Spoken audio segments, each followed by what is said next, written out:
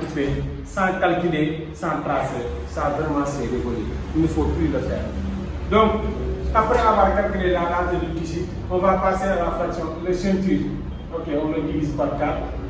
On a 19 plus 3 valeurs de pince plus 5 réserves.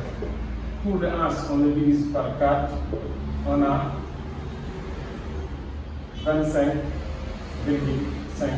plus 5 réserves égale 30,5.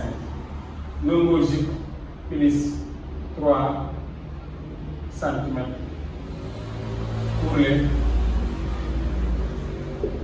plus 5 du moins cm pour les plus 5 cm pour les. Donc voici dans ce cas on se retrouve avec 53 cm. Donc voici les mesures qu'on a besoin, qu'on a déjà calculées d'une façon que vous pouvez comprendre. Et dans ce cas maintenant, qu'est-ce qu'il nous reste? On appelle ça les mesures secondaires. Je le répète, ça sont les mesures de base que j'ai déjà prises. Maintenant, il reste les mesures secondaires. Quelles sont les mesures secondaires? La largeur du tissu égale en fait partie. Il y a ce qu'on appelle hauteur, bassin, ça fait partie. Il y a ce qu'on appelle la distance du pince, ça fait partie. Il y a ce qu'on appelle la longueur pince, ça fait partie. Il y a ce qu'on appelle la largeur du genou. Ok, ça fait partie aussi. Et la longueur du fente.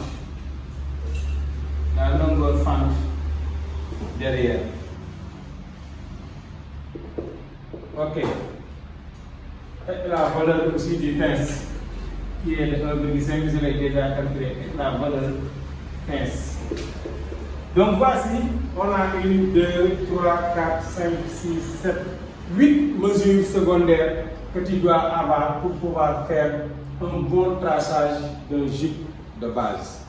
Donc j'espère bien que si vous apprenez ça, vous allez maintenant plus faire des coutures après avoir rendu au client, de le refaire encore pour faire des retouches, car vous avez faussé ceci ou bien vous avez faussé cela.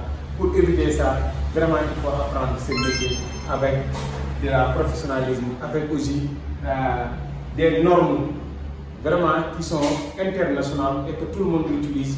Et j'espère bien qu'il y en a des gens qui me suivent, qui sont à l'extérieur et qui savent.